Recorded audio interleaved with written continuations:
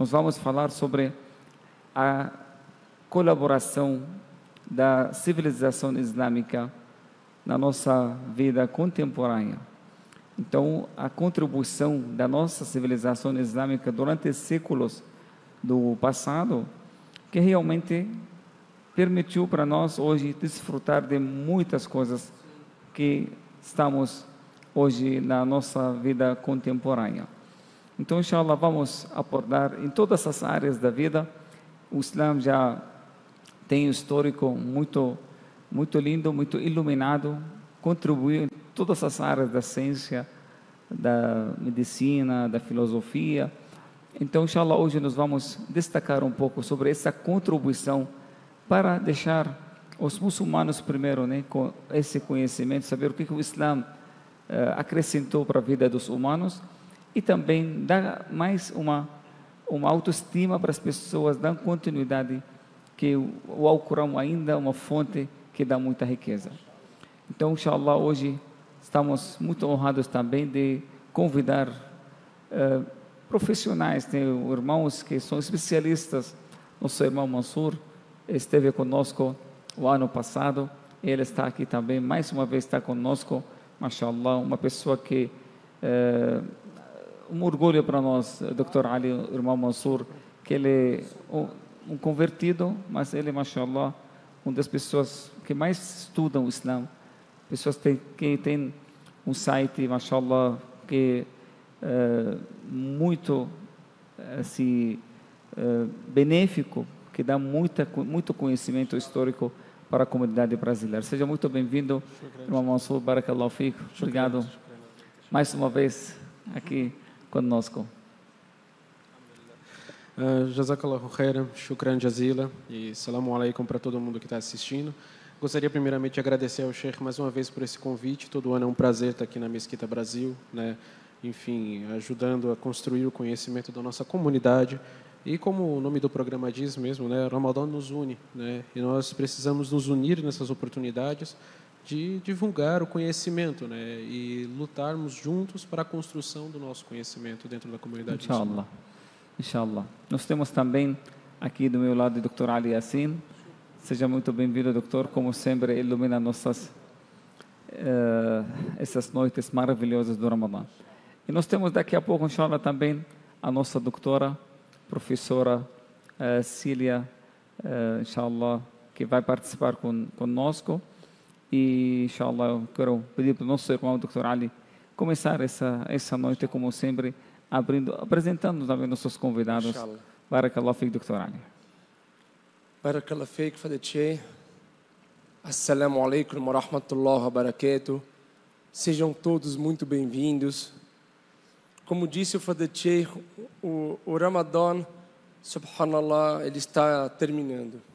E junto com o término dessa linda jornada que Allah subhanahu wa ta'ala nos proporciona, alhamdulillah, também estamos encaminhando para o final dessas atividades, inshallah, que a gente vem desenvolvendo desde o primeiro dia em que o Ramadã iniciou. Sejam todos muito bem-vindos, a todos que nos acompanham. Hoje nós temos uma grande honra, Fadil Sheikh, de abordarmos um assunto muito aguardado e também um assunto que lhe proporciona muito orgulho a todos nós, sejam islâmicos ou não islâmicos. É um patrimônio que a sociedade humana tem hoje com ela. E a ideia de colocarmos esse tema das contribuições islâmicas à nossa sociedade contemporânea tem por objetivo justamente resgatar boa parte dessa herança a quem nos acompanha e que muitas vezes acaba não tendo conhecimento de todas essas áreas, como o senhor falou, mashallah, a civilização árabe-islâmica, ela proporcionou e continua proporcionando muito legado rico e positivo, mashallah, para a nossa sociedade contemporânea. E para isso, hoje nós contamos com dois grandes especialistas, Fadil Sheikh. Quero agradecer nosso querido irmão Mansur Peixoto, uma pessoa que desenvolve um trabalho lindíssimo e que, através do conhecimento e da tecnologia, está proporcionando com que esse legado se torne acessível a todas as pessoas. Ele é fundador, Fadel Sheikh, do site História Islâmica. É muito difícil que as pessoas não conheçam o site. Tamanho é a repercussão positiva do trabalho que nosso irmão Mansur vem fazendo. Barakallahu Fik, wassalamu alaikum, Hay Mansur. Seja muito bem-vindo à mesquita e muito bem-vindo a mais uma noite dessa atividade de conhecimento e, inshallah, enriquecimento de sabedoria. E também contamos, Fadel Sheikh, com uma convidada especial, a professora doutora Célia Daniele. Ela nesse momento está no Rio de Janeiro e nos aceitou aceitou de uma forma muito carinhosa, respeitosa, a participar desse encontro. A professora Célia Daniele, Fadel Sheikh, vou tomar a liberdade de apresentá-la. Ela é doutora em História Social pelo programa de pós-graduação em História Social da Universidade Federal do Rio de Janeiro. E ela tem um grande histórico de atividades relacionadas à história árabe islâmica medieval. Então, a participação da professora vai enriquecer, inshallah, esse nosso encontro. Seja muito bem-vinda, professora Célia Daniele, e daqui a pouquinho, se Deus quiser, estaremos formando um quarteto de voz e de conhecimento. Fadel Sheikh, só eu quero deixar aqui, para iniciarmos esse encontro, um dito, um hadith do profeta sallallahu alaihi wasallam, onde ele determinava a orientação de que a busca pelo conhecimento é uma obrigação de todo muçulmano. E exatamente o que nós vamos hoje relembrar são pessoas que seguiram isso de uma forma fiel a esse dito do profeta sallallahu alaihi wasallam.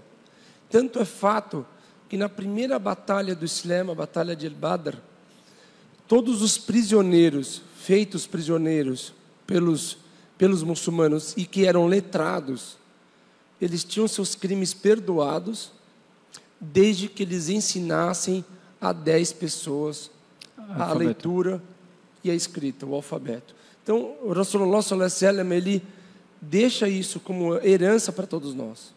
A importância, né, a importância do conhecimento, da busca pelo conhecimento, Fadel Sheikh, irmão Mansur, professora Célia. Então, o que hoje nós estamos também desenvolvendo nessa jornada, já na sua segunda temporada, é atender às orientações do nosso querido profeta, que a paz e as bênçãos de Deus estejam com ele. Fadel Sheikh, muito do que nós vamos conversar hoje, nós vamos perceber que ocorreram basicamente numa fase islâmica chamada a Era de Ouro do Islã. A Era de Ouro do Islã, ela é conhecida e compreendida entre o século 8 e o século 15. Então, alguns historiadores falam que foi até o século 13, mas até o século 15, em 1492, é quando encerra-se essa Era de Ouro do Islã. Então, a grande maioria dos polímatas e polímatos que o nosso irmão Mansur vai nos trazer hoje, que a professora Célia também vai trazer, e as contribuições da medicina islâmica à nossa sociedade ocorreram nessa época de tempo, né? Então, vale lembrar que após a queda do Império Romano do Ocidente, então, quando Roma ela tem a sua queda como potência bélica, potência social, a Europa o continente europeu entra numa fase de grande turbulência intelectual, né? É uma fase conhecida como a fase das trevas do conhecimento. Então, após o século V, a Europa entra nesse estágio onde existia um domínio e um controle do conhecimento dentro de monastérios e dentro dos clérigos religiosos, sem que esse conhecimento fosse até então compartilhado com a sociedade civil. Então, é dentro desse contexto, só quis, claro, contextualizar um pouco em que época que nós estaremos conversando, para que as pessoas possam se familiarizar com os números que nós vamos falar em datas, em épocas do ano. Inshallah. Inshallah. Irmão Mansur, hoje nós usamos muito essa expressão polímato, né? Os polímatos, só para quem às vezes não tem tanta familiaridade com o termo, como nós vamos falar hoje esse termo de uma forma frequente e comum, explica um pouquinho para os nossos irmãos que nos acompanham, irmãs, o que é um polímato?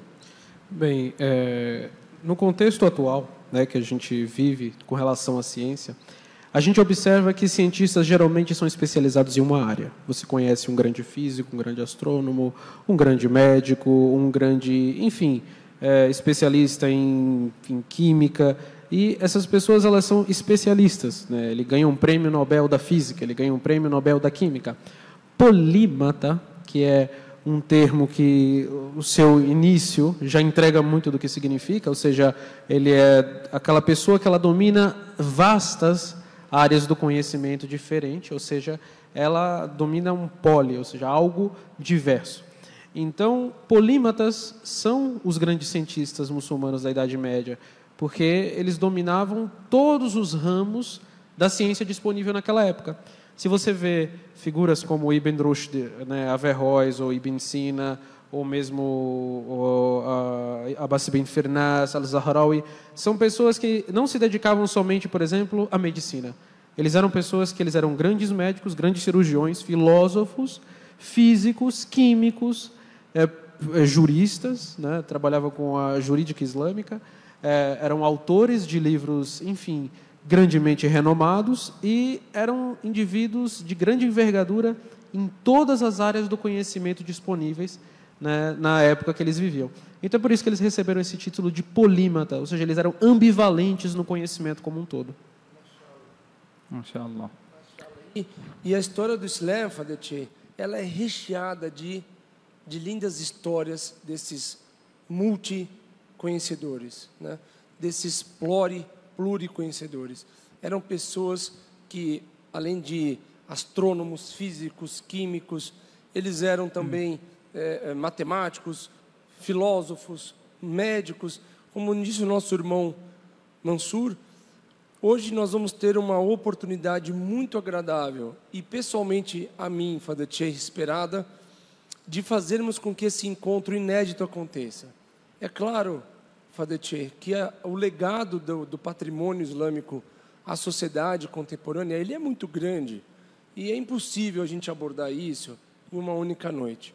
Existem cursos que levam, às vezes, 1, 2 meses para se abordar parte disso. Imagina falarmos isso em algumas horas. A ideia aqui, Fadete, e a todos que nos acompanham, é citarmos os principais cenários que transformaram a sociedade contemporânea que nós conhecemos.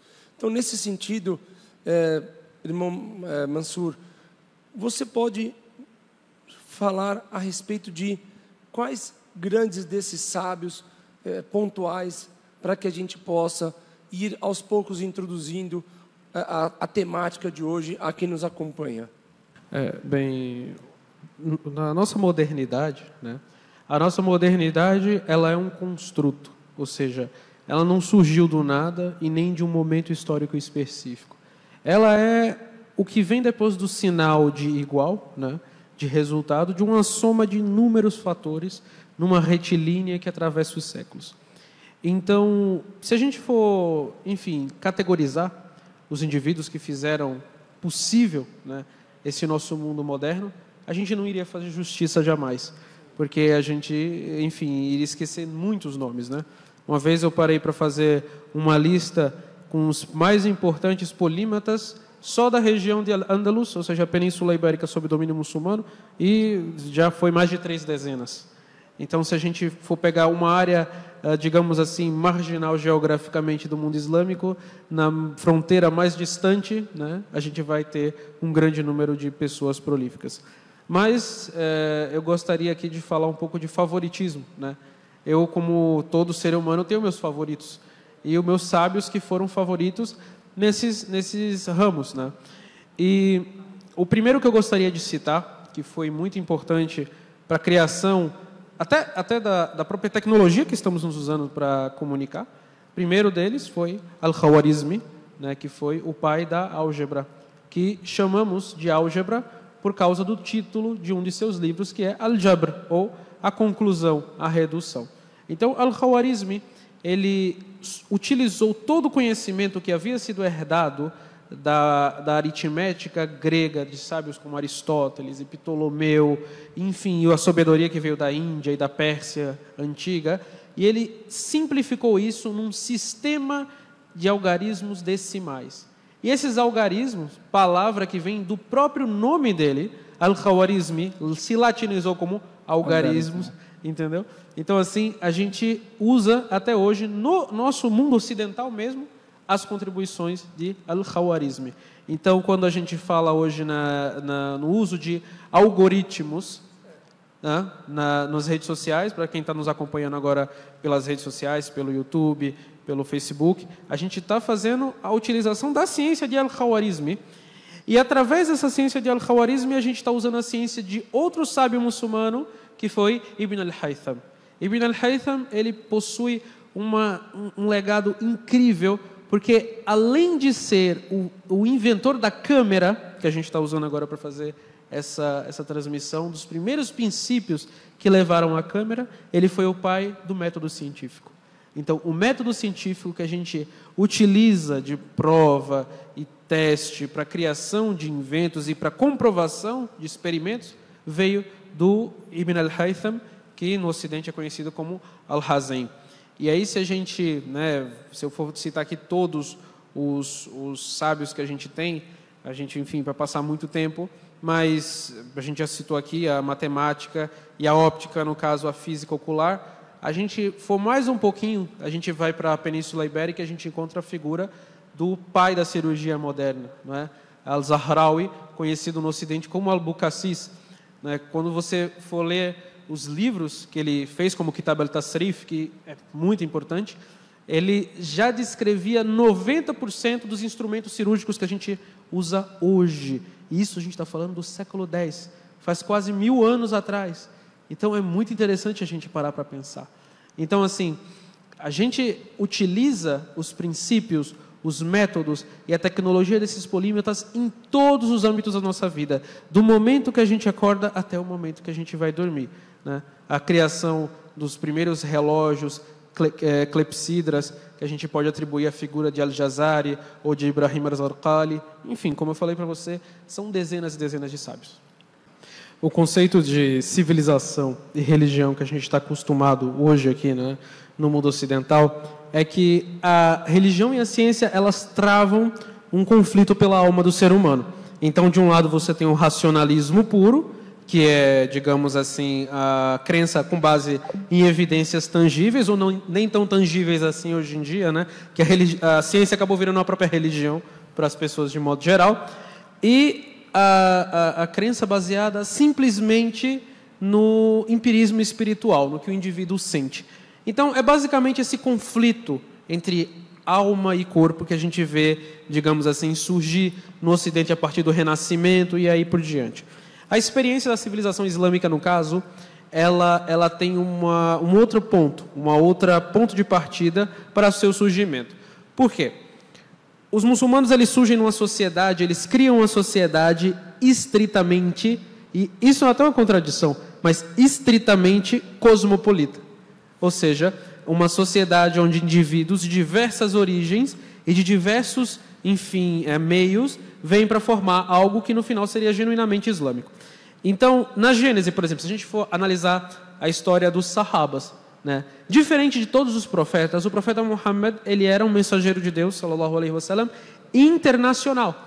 Você vê que ao redor dele você tinha exato, Suhaib al-Rumi, né? Suhaib al-Bizantino, Salman al-Farsi, Bilal al-Habashi. Ou seja, você tem uma série de sahabas que vinham incrível, que vinham da região dos 3 maiores impérios que cercavam o mundo islâmico e eram seus principais companheiros. E com isso, e se a gente for analisar a própria vida do profeta Muhammad, ele incentivou o aprendizado desse legado civilizacional. O profeta Muhammad era um homem internacional no modo de se vestir, no modo de comer, no modo de conversar. Ele não era uma pessoa limitada à cultura dele. E esse princípio, arraigado desde a gênese da nossa comunidade, fez com que os muçulmanos desenvolvessem uma cultura de aprendizado. Uma coisa que o profeta Muhammad, apesar de letrado, incentivava, sallallahu alaihi wasallam, os seus seguidores a fazer, era traduzir cartas.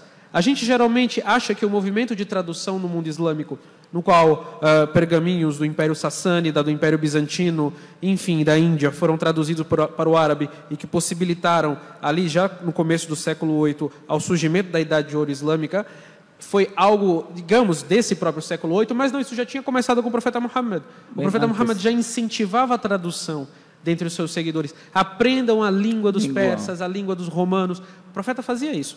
Então, aquele conhecimento dos antigos, que sempre causou, digamos assim, uma grande tensão na Europa, porque é muito importante saber que o Renascimento, digamos assim, no século XV, ele vai recuperar aquele legado greco-romano, mas até que isso acontecesse, a gente teve um século IV, um século V, um século III de muita destruição desse legado, né? Porque sempre houve uma tensão religiosa na Europa entre o que é paganismo e o que é cristianismo, e até que ponto do legado pagão, idólatra, os cristãos poderiam absorver. Já no mundo islâmico, não. Você tem até o surgimento de seitas que tinham como base o racionalismo grego, como é os Mu'tazila.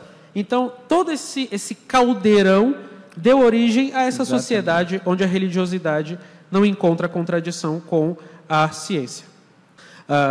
Um assunto bem interessante para a gente estudar é que os pilares da prática da religião islâmica, eles estão intimamente ligados com uma forma com a qual o Islã vai se desenvolver. Então, por exemplo, quando a gente vai falar sobre o desenvolvimento da geolocalização por Ibrahim Az-Zarqali, no século XI, né?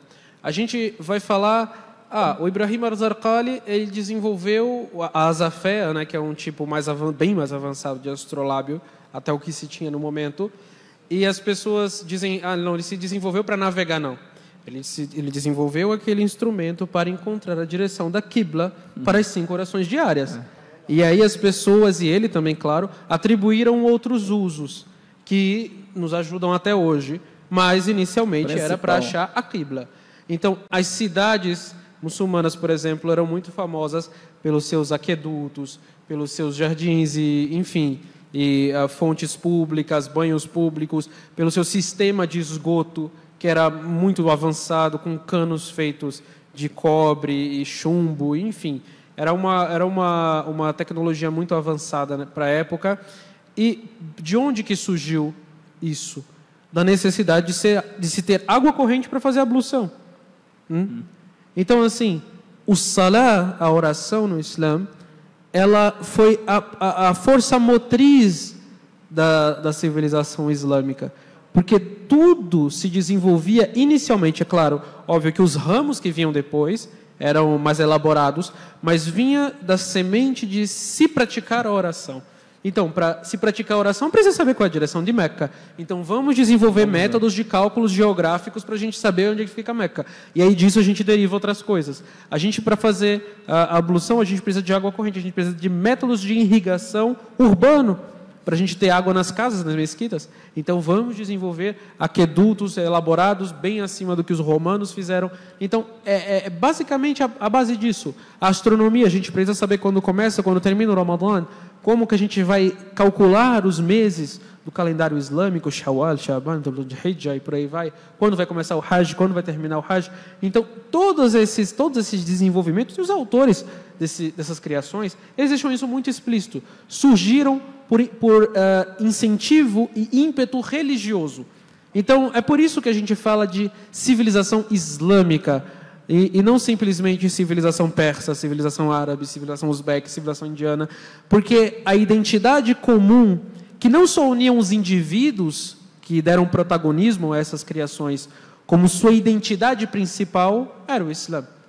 Então, por isso que foi cunhado o termo acadêmico civilização islâmica, porque as práticas religiosas estavam na base de todo o desenvolvimento. Aí, nosso irmão Youssef Abduni está mandando pergunta. Está falando, é sempre muito prazeroso ouvir essa enciclopédia que o irmão Mansur. A civilização islâmica foi no passado o farol da humanidade. Você acha que isso pode voltar a acontecer em um futuro próximo? Eu acredito que, de acordo com o próprio Ibn Khaldun, né, que desenvolveu a teoria do avanço, do zênite e da queda das civilizações, a civilização ela passa por uma reforma cíclica. Eu estou até, inclusive, lendo um livro muito bom do Peter Frankopan, que ele fala sobre o desenvolvimento e retrocesso e depois avanço do mundo islâmico no futuro.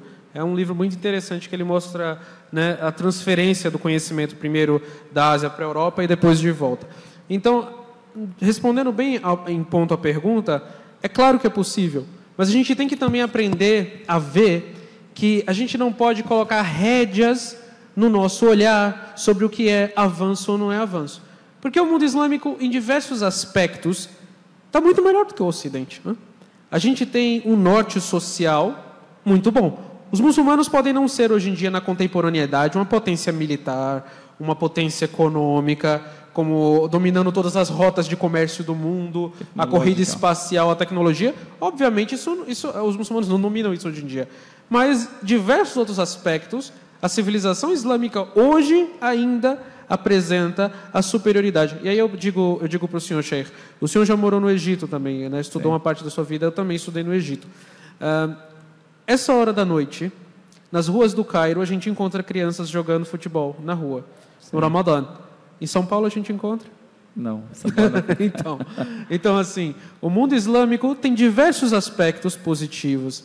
Então, óbvio que nenhuma civilização, não importa o quão grande ela seja, ela vai continuar retilínea, mas até hoje os muçulmanos ainda possuem certos aspectos de grande exemplo para deixar para toda a humanidade. Certo. Nosso irmão Hussein Said Yassin está falando a revolta dos males no Nordeste brasileiro ocorreu pelos muçulmanos. O que ficou do islamismo dos escravos? Posso? A revolta dos malês, né, no Nordeste brasileiro, especificamente na Bahia, na cidade de Salvador, no ano de 1835, ela foi a mais, digamos assim, protuberante das revoltas escravas islâmicas. Mas muçulmanos escravizados nas Américas, eles vêm se revoltando desde a época de Cristóvão Colombo. Que Cristóvão Colombo, né, o filho dele, o Diego, ele trazia escravizados do oeste africano, e já na ilha de Hispaniola, no Caribe, muçulmanos se revoltavam contra a escravidão no século XVI. Então, a gente tem uma longa história de rebeliões de escravizados nas Américas contra regimes coloniais lideradas pelos muçulmanos. Porém, a maior de todas, e que ganhou o nome desses próprios muçulmanos, foi a revolta dos malês. E ela tem esse nome porque a palavra malê deriva do Yorubá, né, em idiomas do oeste africano, e malê, que significa muçulmano. Então, devido a décadas de repressão religiosa pelas autoridades imperiais do Brasil na época, né, ali no tempo, né, aí a gente vai de transição do governo de Pedro I para Pedro II, a polícia brasileira ela tinha uma perseguição religiosa muito grande contra qualquer prática dos africanos aqui no Brasil. Não importa se eles eram pessoas que adoravam os orixás ou se eles eram muçulmanos, qualquer coisa que fosse relacionada a uma religiosidade negra de pessoas africanas era perseguida. Então, no nível de pressão, quando começaram a ser queimadas as primeiras mesquitas, que eram feitas de palha pelo interior, nas fazendas, pela polícia, você teve o início de uma organização de rebelião e revolta contra essas atitudes. Porém, esses indivíduos muçulmanos, né, que não só viveram no Nordeste do Brasil, eles tinham uma presença forte aqui no Rio de Janeiro, tinham uma presença forte em toda a região costeira do país, nas principais cidades, eles deixaram diversos elementos culturais que mesclam, né, com origens que vêm da religiosidade muçulmana. Então, os sincretismos que deram origem às religiões de matriz africana ainda carregam muito dessa prática do costume islâmico. E aí você tem livros como o do professor João José dos Reis, né, Rebelião Escrava no Brasil, onde ele cita alguns pontos, mas, de forma geral, por exemplo, o uso da roupa branca na sexta-feira, o uso do abadá, que era uma roupa tradicional dos escravizados muçulmanos, o uso do patuá, o uso do tessubá, que vem do árabe tasbih. Enfim, você tem inúmeros exemplos que podem ser citados que vêm dessas heranças. Mas foi um capítulo ainda pouco estudado da história do Brasil, que deveria ser muito mais estudado, deveriam haver muitos mais livros. Você tem escravizados que aqui no Brasil deixaram diários sobre como era a vida deles. Você tem a presença do Sheikh Abdurrahman al-Baghdadi, que viajou aqui, né, que veio de Damasco, na Síria, e viajou aqui pela costa do Nordeste brasileiro e deixou um relato muito incrível sobre a vida desses escravizados. Mas é basicamente isso. Temos também uma pergunta da nossa irmã Amina, está falando como a religião islâmica chegou no continente africano. Bem, o Islã na África ele é mais antigo do que o Islã no norte da Arábia. Os primeiros muçulmanos a chegar na África foram os Sahabas, que o profeta sallallahu alaihi wasallam enviou antes da Hijra, né, para Medina, que eles foram para Habasha, né, a viver sob a proteção da Najashi, Negus, que era o rei do Império de Ashum, na Etiópia. Então, a África foi o segundo continente a receber o Islã após a Arábia, e até antes do Islã se espalhar pela Arábia, ele chegou primeiro na África. Então, essa foi a primeira presença de muçulmanos na África, as primeiras famílias de muçulmanos que fizeram Hijra de Meca, diretamente de Meca, para Habasha, para a Etiópia, Abissínia, antiga Abissínia. Então, esse foi o primeiro ponto do Islã na África. Após a conquista de Amr ibn al-As do Egito, quando ele tira o controle do Império Bizantino, após uma aliança com Muqawqis, né, o patriarca de Alexandria, a gente tem o início de uma expansão muçulmana pelo norte da África. E aí, do século 8 em diante, né, no início dos anos 700, os muçulmanos vão se estabelecer apenas na região norte, nas principais cidades, e aí vão fundar Tunis, Kairouan, etc., até chegar a Fez, no Marrocos, e aí vai ter a expansão ocidental. Do século 13 em diante, a gente vai ter uma nova onda de islamização, que vai ser aquela islamização através da Rota do Ouro, que as caravanas vão começar a descer o Saara, né? E é interessante que as maiores áreas continentais que os muçulmanos conquistaram jamais foi por exércitos, foi por comerciantes. O poder dos comerciantes na islamização é muito forte. Então, esses comerciantes muçulmanos começaram a levar o Islã para as orlas da África Verde, né, das savanas, logo depois do Saara, e aí em regiões como a Nigéria começaram a ter, enfim, suas primeiras grandes populações muçulmanas, e não só grandes populações muçulmanas, como impérios muçulmanos de grande importância, como o Império Mali, né, do Mansa Musa, que foi um governante riquíssimo e fundou universidades, etc. Inclusive, o irmão dele, Abu Bakr II, foi conhecido por ter feito uma tentativa de travessia do Atlântico a partir da África. Então, a gente tem todo um legado do Islã africano. Entretanto, o Islã africano ele não se resume só a uma experiência da África Ocidental. Você tem no chifre da África também, na Eritreia, no Zimbábue, você vai descendo, Moçambique, até a África do Sul. Então, os muçulmanos eles vão se expandir por toda a África. Já era, digamos assim, uma das religiões dominantes na África até o século XVI, quando os europeus vão chegar lá, encontrarão as sociedades muçulmanas estabelecidas, e aí você vai começar com a expansão do cristianismo no sul da África, mas o norte até hoje permanece fortemente muçulmano. Certo, temos também uma pergunta do senhor Aidil Fares, está falando: caro Mansur, parabéns pelo seu trabalho com a página História Islâmica.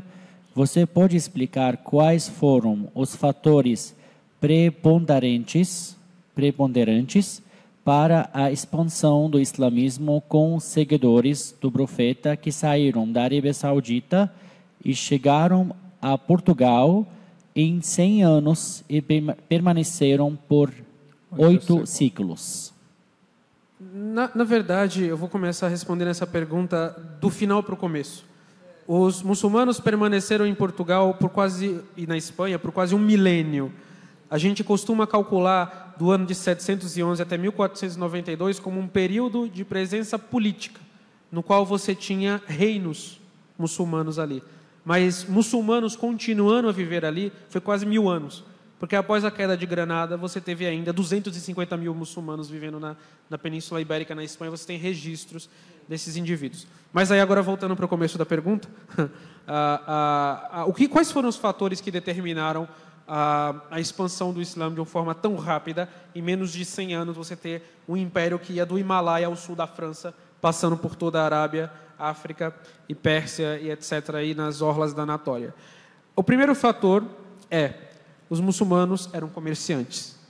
E o comércio, ele não aceita ideologia, ele é pragmático. Então, quando os muçulmanos chegavam numa região que estava há muito tempo sob opressão religiosa, e aí a gente tem diversas religiões tentando estabelecer a ortodoxia. Por exemplo, no Afeganistão, você tinha uma liderança hindu que tentava estabelecer uma dominância sobre a população budista. Então, quando Muhammad bin Qasim ele vai chegar lá, ele vai estabelecer a liberdade religiosa para os Dalits, ou seja, as pessoas das castas mais baixas, e os budistas.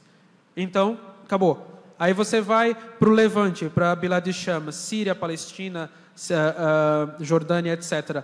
Você vai para aquela região, você tinha uma perseguição às igrejas monofisistas, e, enfim, arameus, armênios, siríacos, e todas as outras igrejas que não seguiam o credo calcedoniano de Constantinopla. Então, o que é que os muçulmanos vão fazer ali depois que Khalid bin Walid conquistou aquela região? Você segue a igreja que você quiser. Então, assim, para sociedades que estavam vivendo há 100 anos de disputa religiosa, você ter um império que diz, olha, você acredita no que você quiser, você só paga o imposto e vive sua vida, foi uma inovação, né? Uma inovação, porque nem Roma permitia isso. Roma permitia, por exemplo, que você levasse seus deuses ao panteão romano, mas você também tinha que adorar as divindades do Estado romano. Você tinha que fazer um sincretismo. Os muçulmanos nem isso pediam. Olha, você não precisa adorar Allah junto com Jesus. Não, você pode ficar adorando Jesus, você pode ficar fazendo o que você quiser. Então, isso foi um grande fator. E assim, isso permitiu que os muçulmanos chegassem, e é muito incrível, as pessoas não estudam isso, até a Suíça, a região de São Bernardo, São Galo, Récia, no norte da Itália, no reinado de Abdurrahman III, os muçulmanos, a partir da sua base em Provença, no sul da França, chegaram até a Suíça. Então, assim, esse pragmatismo foi, digamos, a receita do sucesso da civilização muçulmana. É muito contrário, doutor, daquilo que as pessoas pensam, né? Que o Islã foi opressor, assim, islamizou as pessoas pela espada, não sei o quê.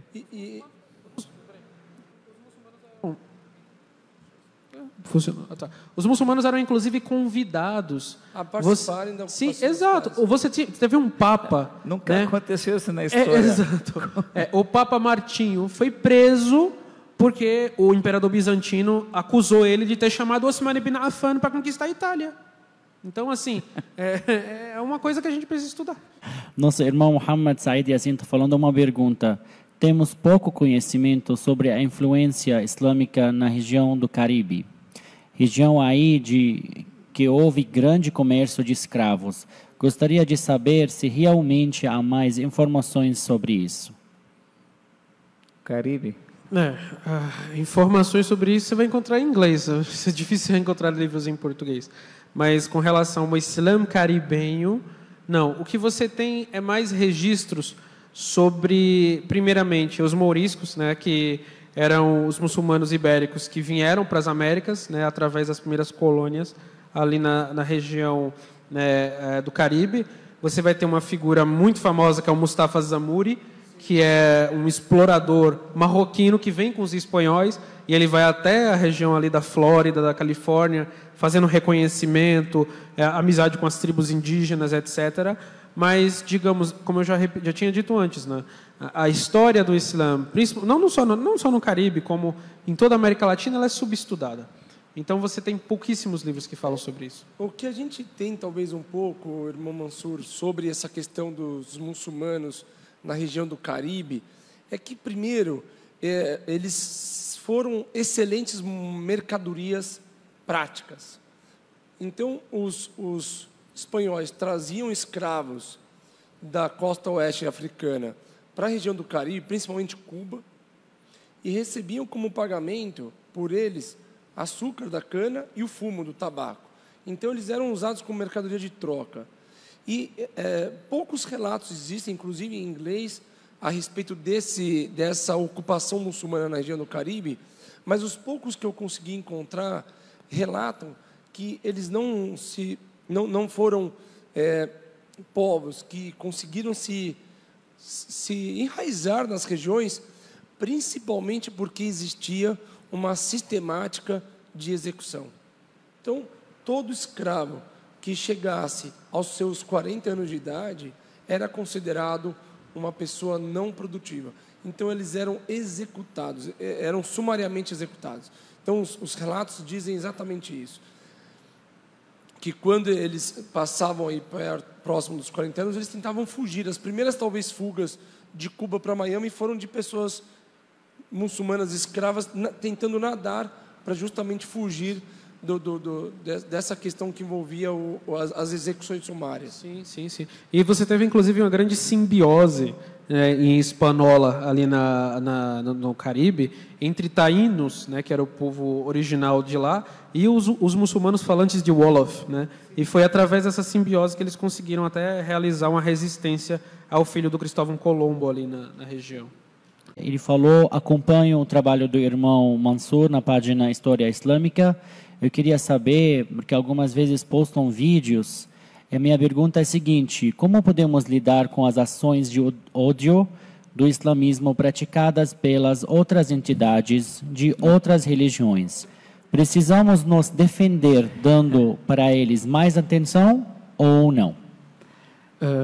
Então, dentro da nossa comunidade, a gente tem diversas formas de resposta, né?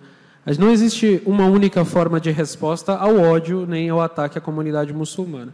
Se você é um bom médico e você pratica a medicina de uma boa forma e você é um muçulmano, você é uma resposta ao anti-islamismo per si.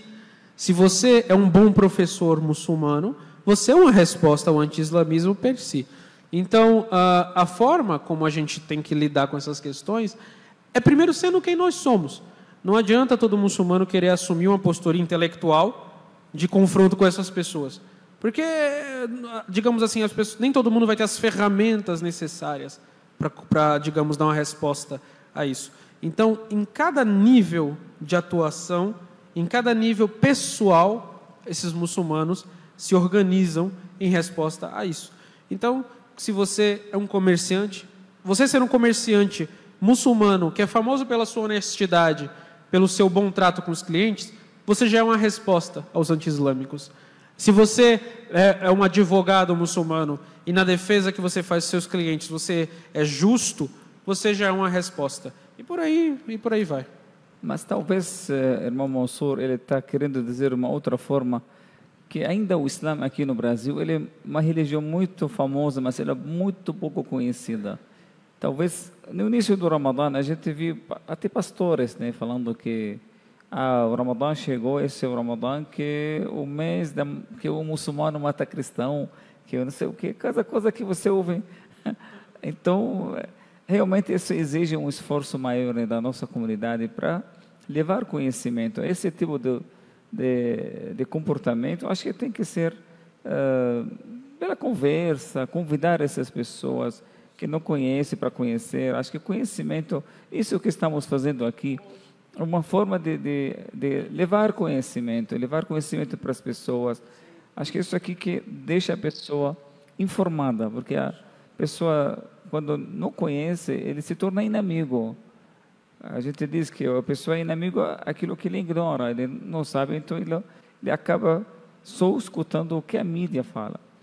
Então, inshallah, que um trabalho como o nosso trabalho, que pode ajudar também para levar conhecimento para essas pessoas.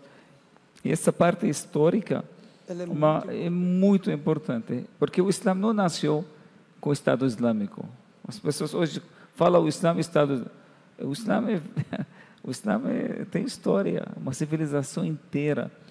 E as pessoas querem falar, né? Tem pessoas que têm, assim, vamos dizer que eles são mal intencionados. Isso aqui tem outro tratamento, né? Tem judiciário, você pode processar. Sim. Mas estamos falando da maioria das pessoas.